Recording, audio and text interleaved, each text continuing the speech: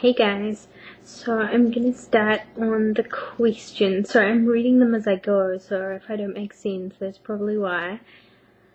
So CO2 Umbrella asked how you think things will get better. I think things will get better. I don't know, I think things will get better in my life because as I get older, I feel like I get to know who I am more, and I think the more you know who you are, the more you know what you want, and you know the right way to go about getting those things, I suppose. Whereas in the past, maybe I haven't gone about things quite as well as I should have. What is something that can be generalized to everyone that could convince someone on the edge, ready to jump, that things will get better? I don't know if there's one thing you can say. I guess my advice would be, like, if you have a friend who's suicidal, then get them help, don't ignore it, and don't feel bad if you need to get help.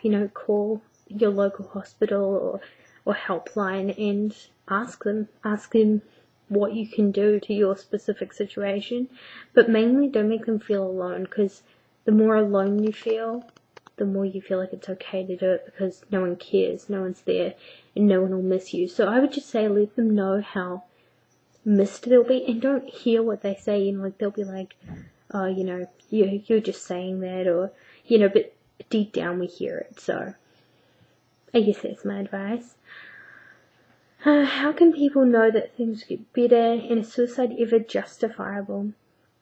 I don't think suicide is justifiable or not justifiable. I think people do it and it's tragic, and it's very hard for those of us left behind. If someone has done it, I suppose my only sort of solace, I guess you could take from it, is that wherever they are, or whatever became of them, they probably feel better because the pain will have stopped. And I don't think you can justify it, but I think you have to just think it was their choice. And, no matter what you did, if someone really wants to, and they did it, then you just have to try and live on the best way you can. And they wouldn't want you to feel bad. They wouldn't want you to suffer for the choices they made. I guess that's my answer. Just looking. Oh, they also asked, if you're not, in a major city, what's a good way to meet, sort of gay people? How do you deal with that? Well, I grew up in New Zealand, and there's not a whole bunch of gay people. I mean, we have, a population, like a country population of like 4 million people, and I don't know, where I lived probably had a few thousand. So I would just say the internet is a great tool. Get to know people outside of your district, and, long distance. I mean, hell, I live in Canada now, so long distance can turn into short distance. But yeah, it is hard, if you don't want to move to a major city.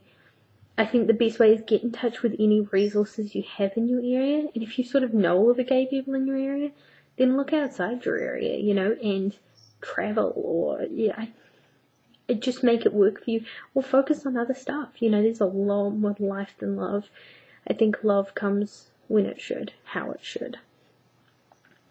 So, Tannen, I hope I'm saying your name right. I'll put them across the bottom, or put them in the sidebar or something anyway. When is the last time you sent a letter, posted anything? The last time I posted anything?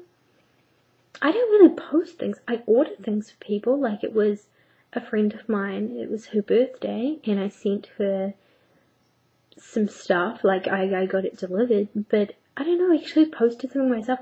I post like forms and stuff, I guess, for like my studies. So I suppose I do that, I don't know, every 3 months maybe. Okay, what else do we have?